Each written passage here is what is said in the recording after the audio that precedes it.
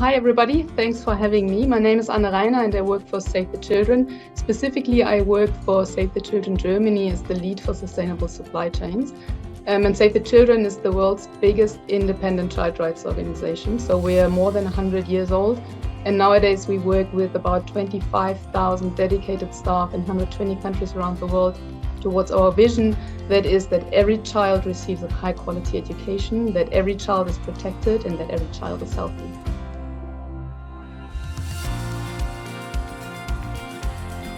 Well, children make up about 1/3 of the world's global population, but despite this huge number, they are in nearly every society of this world one of the most vulnerable groups. So they really need anybody and everybody in the corner, and they need all. And what's so important for me is that this is not about charity, it's not about doing something nice for children, but it really is because children have rights that need to be fulfilled. So as you and I, as all of us, we have rights, human rights and other rights that need to be adhered to. Children have rights of their own, and since they cannot make that happen by themselves, it's our responsibility as adults to help them fulfill their rights. So when the opportunity at Save the Children, a child rights-based organization, came up, it was a bit of an easy choice, specifically because of the position where we look in supply chains how very pragmatically between an NGO and a company we can cooperate to protect children and their rights on a daily basis in country and supply chains.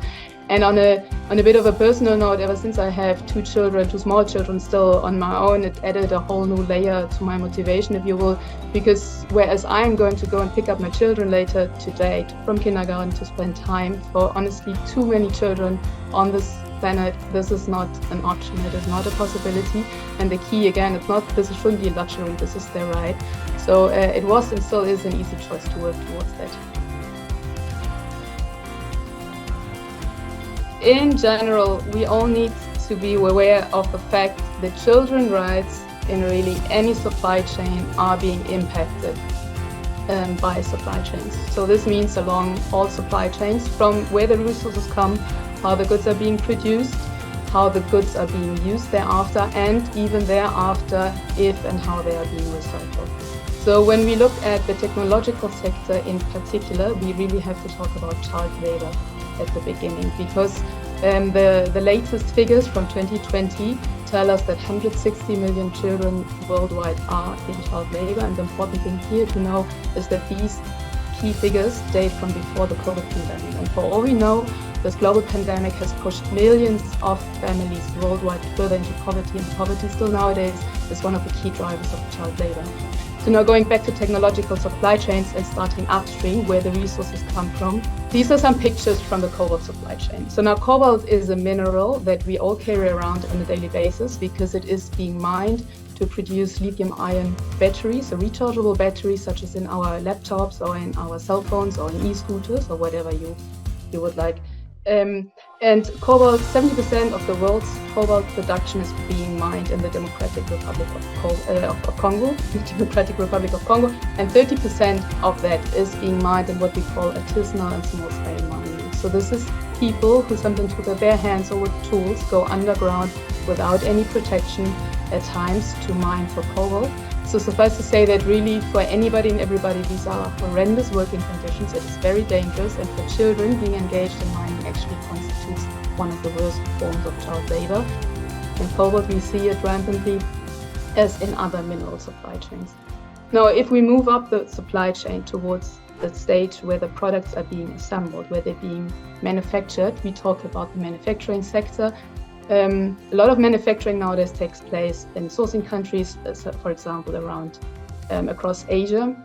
And here, what is important to keep in mind that just because we might not be seeing child labor as much as we used to maybe 10 years ago, it's not because we managed to eliminate child labor. So in the big factories where the cell phone is really being put together before being packaged and shipped, or where the computer is being put together, it's true that we might not be seeing hundreds of children in the assembly lines any longer.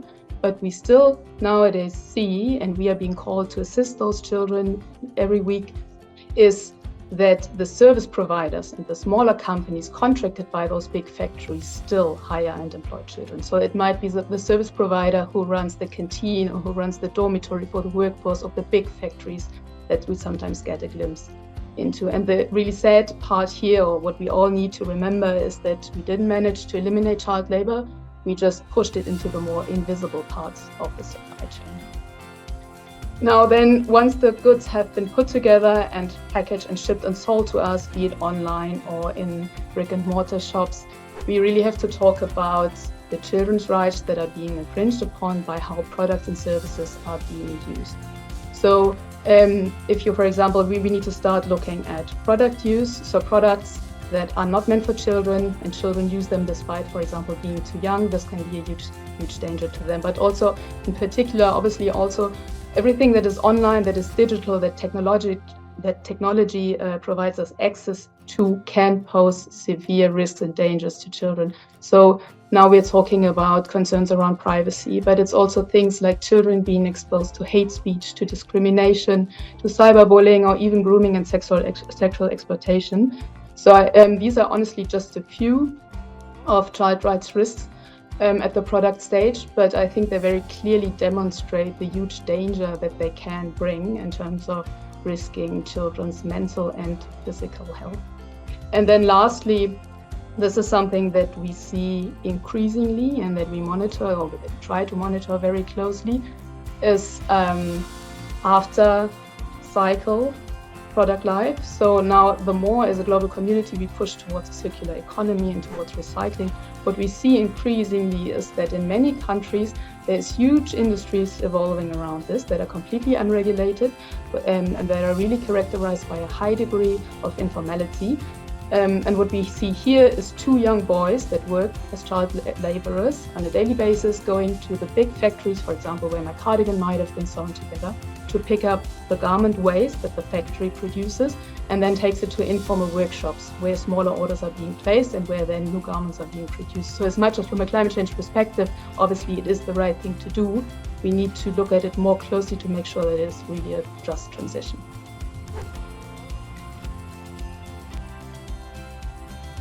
Yes, most definitely. It's not all gloom. There is also positive sides. And I think when we think of technology, we all think of, the rocket science or the one digital solution that's going to solve all the problems of this world. But what we at Save the Children really try to do is start with the business and start with the business practices.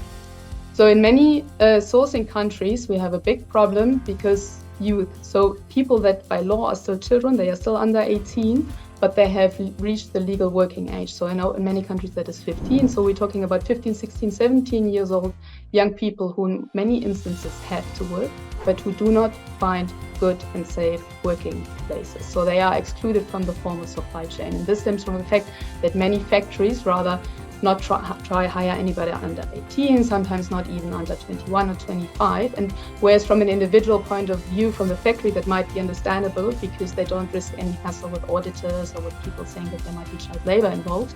As a global or as a aggregated phenomenon, the consequence is that these young people who have to work cannot access safe working conditions. And by that, because of that, they obviously do not go back to school. They look for income generating possibilities elsewhere. And this is this is nearly almost under worse conditions where legally that constitutes child labor.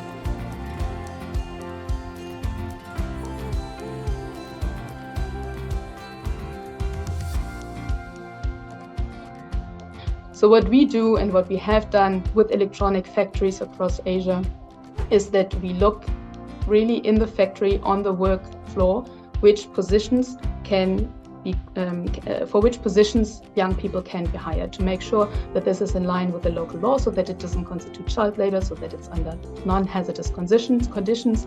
We advise the factories on how to recruit those young people, and then we created a match with the most vulnerable youth in the local communities. And like this, these young people actually gained access to the formal industry, to the formal part of the supply chain where they have labor contracts, fringe benefits, social benefits, and all the like, and where they do not end up in child labor, where they have to endure horrendous conditions. Unfortunately, there is hardly a product on this planet that we can buy where we know for sure that no child labor was involved, or at least there was no child labor risk and other children's rights were not infringed upon or were at risk. So really, I think the key message that we all need to take away and take at heart is that moving on from here, we need to move towards a business that is different from the business as usual.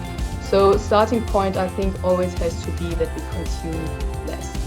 But if we do consume, it is about consuming right. And with that, I mean that we move away from companies that base their business model on overproduction and on overconsumption and producing enormous amount of waste. But we also need to move away from companies that play make-believe. So those companies that produce shiny sustainability reports and write that they've had forbidden child labor, and therefore it didn't happen, because those things do not hold up in real life. Just because we say it didn't happen doesn't make it go away. Child labor and other rights infringements still are a reality. So we need to move towards companies that are more transparent, companies that really tell us where they're sourced from and how they responsibly go about addressing the risks that do exist. And then lastly, I think a step that we can all on an individual basis really take, and that on an aggregated level then will make us move into the right direction, and that is to engage and really make ourselves heard and seen that we do care about families in our supply chains and that we do care about children's rights. So that could be that as a citizen, you engage your local politicians or even parties and politicians on national level on working conditions all around the world. As a consumer, this can mean that you engage with a company whose products or services you buy, and you do engage them and you do encourage them to move away from those shiny, glossy sustainability reports to rather be transparent and show us how they go about addressing the risks that they do see on a daily basis. And then lastly, as an employee, I think we should all engage our employer. We should talk to our employer and make sure that they know that we care about families in our supply chain. And so we need to talk about working conditions with them, but we also, for example, need to talk about living wage in supply chains with our employers, so that if we all manage to do that, hopefully we can actually move a step towards the world where more parents can pick up their children after a long day at work.